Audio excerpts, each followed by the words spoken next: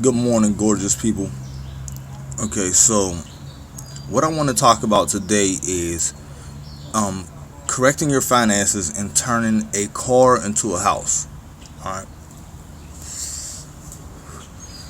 If you're watching this video, there's a good chance that you're making what I make or less. So, turning a car into a house may seem like a difficult process, but I can make that a lot easier if I can command your attention. All right. Now, if you wanted to get a car just to get from A to B, get from home to work,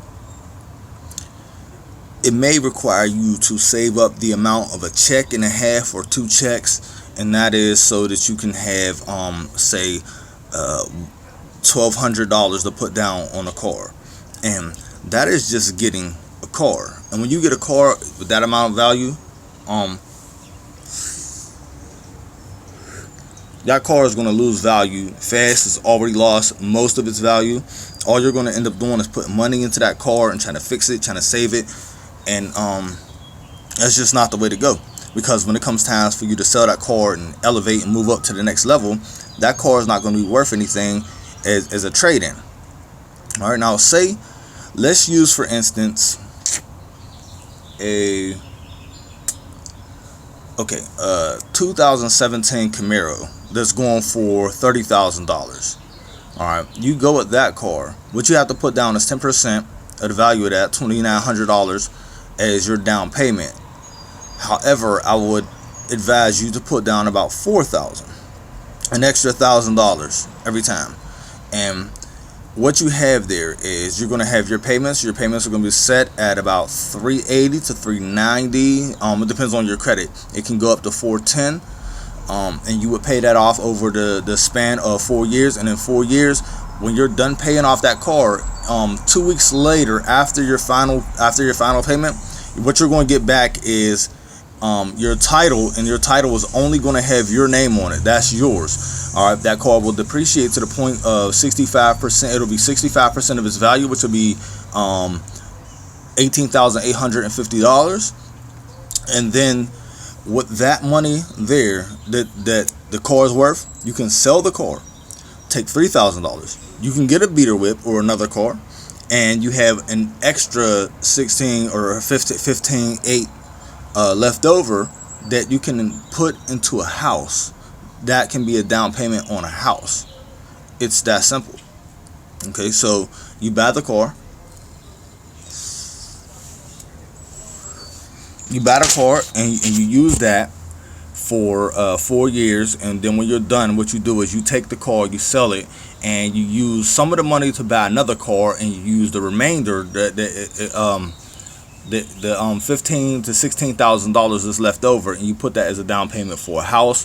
And the house, let me see something here. Got my calculator.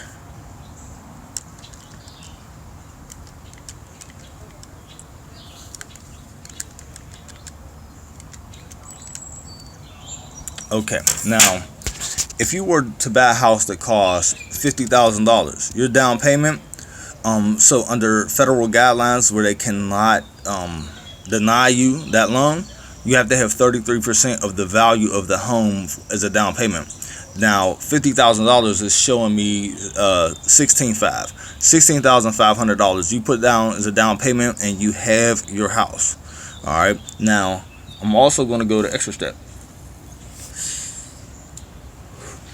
Give me 1 second.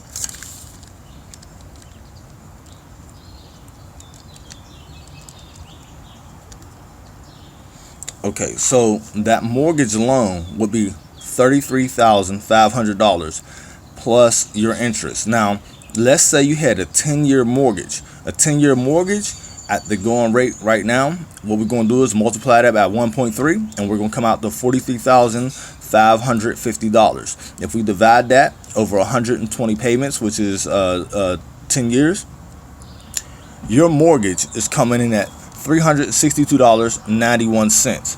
However, you will have to pay insurance, and the insurance on your house is going to run you about $150. Hold on. And that's going to bring you out to $513 a month to own your own home. I can't quote the taxes on the house because it's based on your zip code, and zip code it's different everywhere you go. However, that same house, a $50,000 house, if you're renting it, you're going to be paying about $850 and all of your bills, usually. But 512 or 513 versus 850, that's a deal all day, every day. So all I want to do is I want to help us.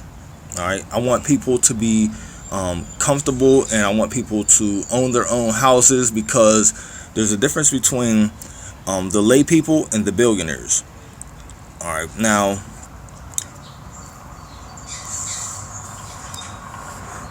let's take an athlete or Will Smith, or some celebrity that you can think of.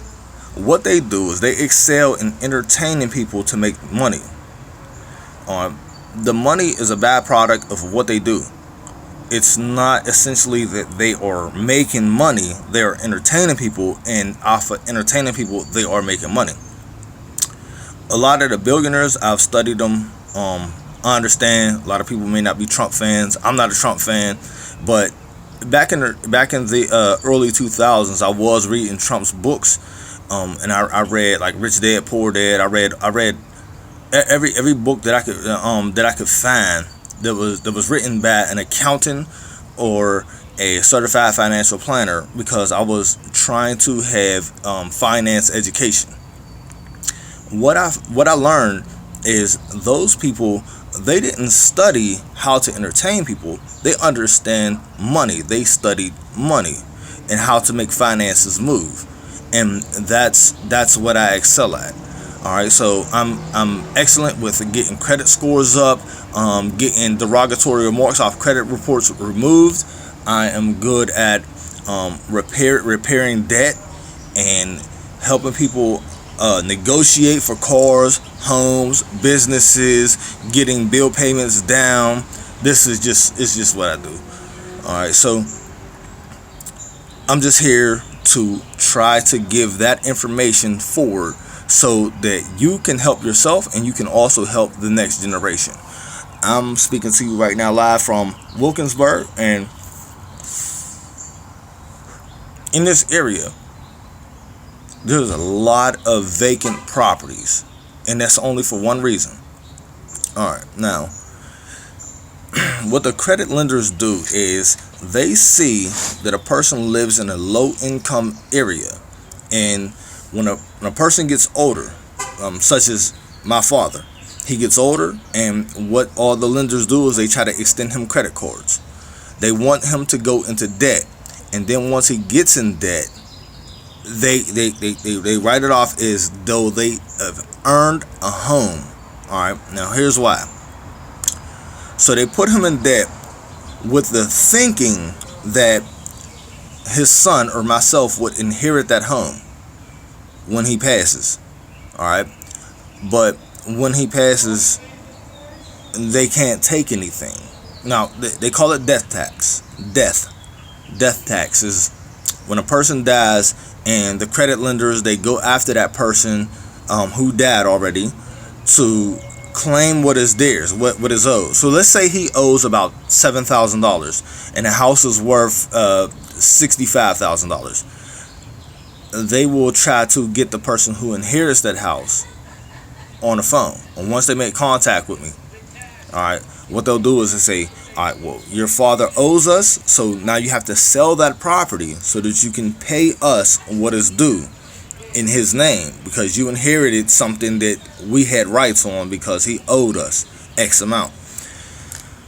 All right, so what happens is the next generation, the child of that deceased parent, a lot of times they don't have that money on hand. If you don't have that money right on the spot, your house gets foreclosed on, even if it's paid off, because it is under your credit profile showing that you do have an asset, so they're able to attack it. They're able to come for that. All right, now what I did was I went around that, and it went from my grandmother to myself. That way they can't come from my father. Now understand it may be a difficult conversation, but you might have to have this conversation with your parents, because they have worked and they've done a lot to own their property, and you don't want them to just go in credit card debt for a couple $1,000s, and then you lose a whole home. That home is a launch pad. Me having this home means that I don't have to pay rent. I don't have to pay mortgage. All I have is insurance, water, gas, electric, and living essentials, food, clothing, and it's done. But that rent, that mortgage, that's this house will rent out for about $850. So that's about $850 every month that I'm able to save, simply by going around that step. Because death, it does come to all of us. And one day he's going to pass. And if I was going to work out the plan that I've just communicated on this video and on my Facebook post, and I had to deal with that, it would make it a little bit more difficult. I would still be able to do it. However, it would be difficult.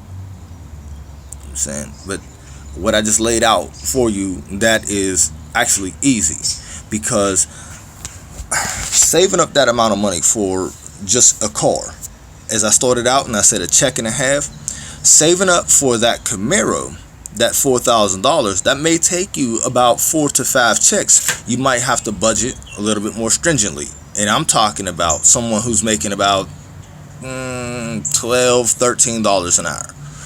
Alright, so it may be difficult for you to save up that money, but all of the, you've seen, I was smoking cigarettes. Now cigarettes, alcohol, just random stops at fast food restaurants and all of that takes a toll on your pocket, and it seems though we don't understand exactly what we spend. So keeping a note maybe in your phone of exactly what you're spending every time you spend $1, if you can mark it down, if you can keep track of that, it'll show you exactly what you're doing. What you want to do is you want to budget everything so that you can put yourself in position, because once you have the car, it's the down payment. Once you have that down payment, you have the car.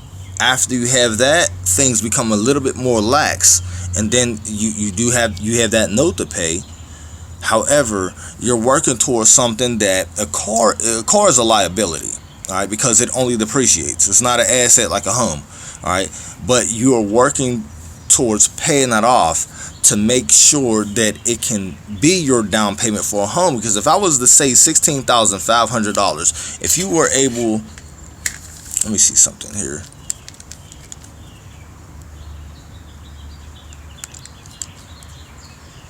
All right, saving up for that house, instead of 4 to 5 checks, that down payment, that would be 22 to 23 checks based on $12 an hour. You would have to save on a very, very tight budget. I'm talking no fast food restaurants, I'm just want to go out here and party because my friend's having their birthday party. I'm talking serious dedication here. Alright, that will be extremely hard, but you paying off the car, and in the meantime you got that car. It's a new car as well, which allows you to, if you want, Uber on the side of working, so you can gain that extra revenue. Alright, you would be able to do that in the meanwhile. But saving up $4,000 as opposed to $16,000 is a lot easier. So you get that money, and what you do is you pay into that car. You get that note back, and it has your name on it, and you have your down payment on your home. You just made the car purchase the home for you, and it leaves you $3,000 extra left over to buy another car. What you do is you ride that extra car as you pay off your note. When you're done, when you're done paying off your mortgage, which I've also laid out how to pay off a mortgage, a 30-year mortgage in 7 years, at a savings of about $161,000 worth of interest.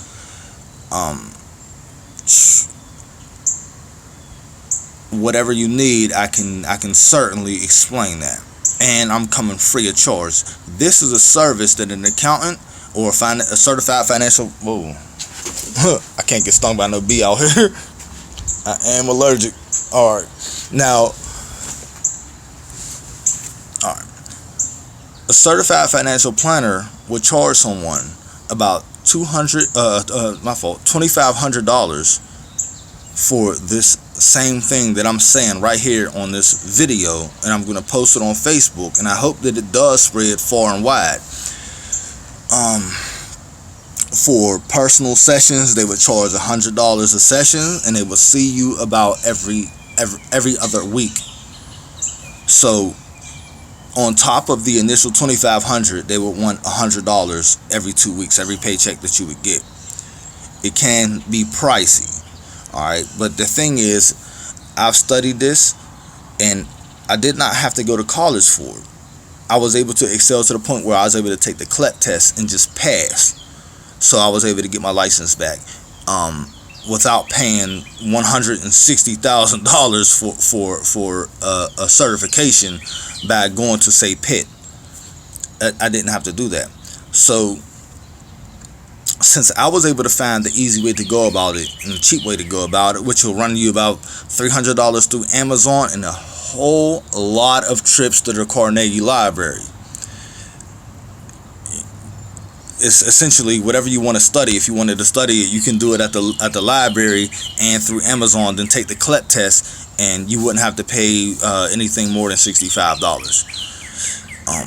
So that's my message. I just wanted to provide it to the community at large, and that's it. Peace and love.